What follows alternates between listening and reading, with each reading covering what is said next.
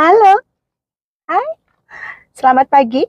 Ini saya barusan pulang dari nge-gym, olahraga beban, kemudian lanjut dengan olahraga berenang. Nah, sebetulnya kunci sehat itu apa sih untuk pasien-pasien kanker dan survivor seperti saya agar tidak relapse? Kita harus jaga waspada, jaga dan waspada. Kenapa gitu? Selain satu, saya pagi tadi sudah minum ulti 2 ya. Kemudian saya pemanasan di rumah, terus kemudian lanjut ke nge-gym. Saya ada PT, kemudian PT-nya juga bareng-bareng sih. Jadi mak-mak ngirit, jadi bukan PT yang mahal-mahal gitu ya. Terus kemudian saya lanjutkan dengan berenang gitu. Sebetulnya kenapa? Jadi benar-benar kalau kita ini berenang atau kita olahraga, itu sistem peredaran darah kita itu akan apa?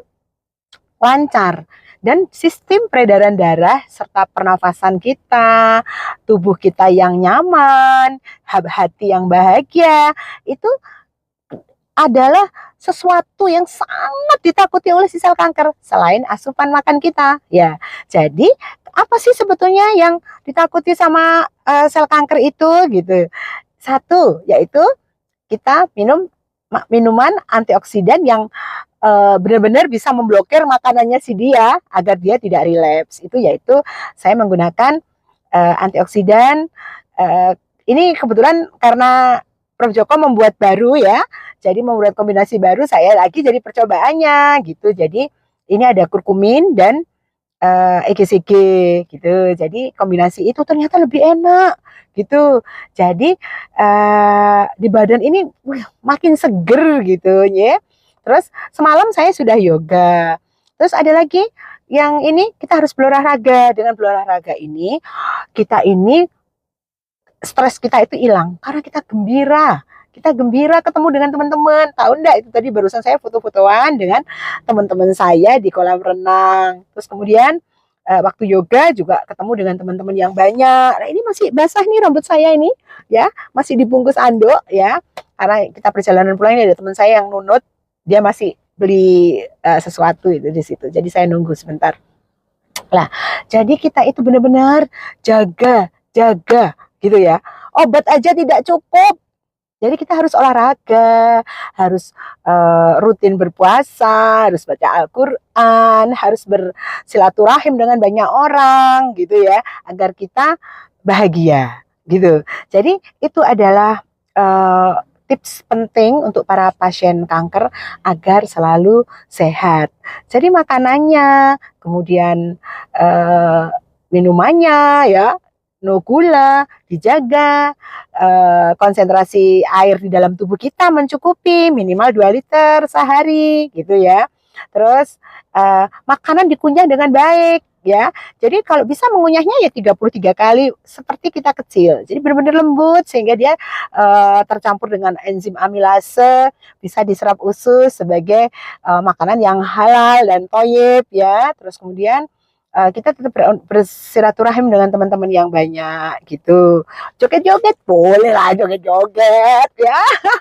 Pokoknya yang penting adalah satu, rasa syukur kita. Syukuri proses kesembuhan itu. Jadi sedikit aja itu kita harus syukuri. Terus yang ketiga tadi kan sudah 2 ya. Ketiga adalah tidur harus deep sleep.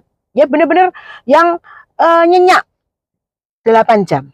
Jadi kalau kita mau bangun tidur, maunya malam hari kita bangun tidur, jangan lihat jam ya, jangan lihat jam, kita percaya pada alarm aja gitu ya. Jadi itu yang menjadi kiat hidup saya sehingga bisa bertahan hingga 17 tahun ini.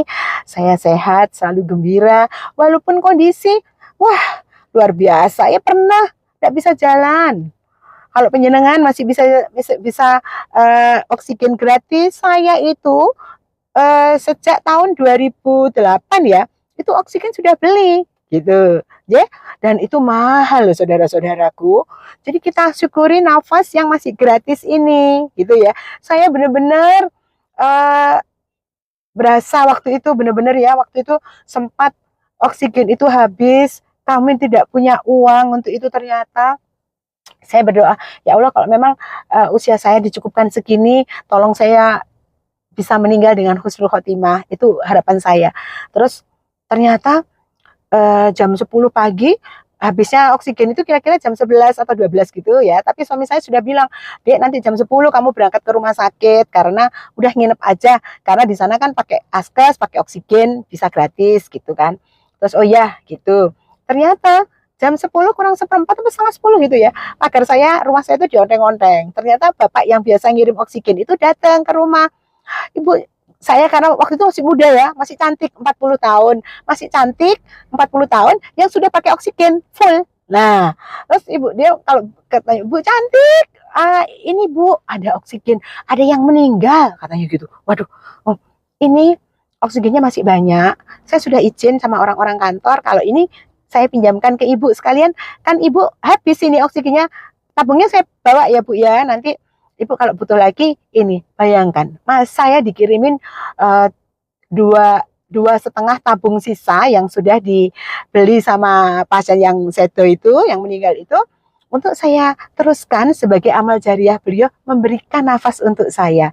Saya mohon sama Allah, ya Allah, ternyata ini caramu untuk memberi saya kehidupan berikutnya dengan mengirimkan uh, nafas orang lain yang sudah engkau ambil, kemudian saya harus mendoakan karena doa saya yang orang-orang yang seperti saya waktu itu sakit dan butuh oksigen itu begitu dapat oksigen itu doanya benar-benar diijabahi sama Allah untuk si pasien yang almarhum itu tadi. Jadi saya sampai sekarang itu sampai dengan teman-teman yang penjual-penjual oksigen itu yang sudah akhirnya sudah saya tidak pernah beli lagi itu kayak saudara. Jadi kami selalu membantu teman-teman yang lain yang butuh oksigen gitu dengan saya meminjamkan tabung-tabung oksigen gitu. Terus ada yang meninggal gitu, kemudian tabung oksigennya diserahkan ke saya pinjamkan untuk yang butuh lagi. Begitu juga dengan kursi roda dan apapun infak dari sedekah dari teman-teman yang sudah meninggal atau sudah sembuh itu dititipkan ke kami dan kami akan share ke teman-teman yang lain. Itu namanya multi level kebaikan. Jadi tidak hanya kita yang berbuat baik, percuma kalau kita aja, tapi kita menyebarkan untuk semua orang agar bisa berbuat kebaikan dan bisa membahagiakan seluruh alam semesta. Dari situlah Allah akan menurunkan ridhonya untuk menyembuhkan kita. Sampai jumpa. Assalamualaikum.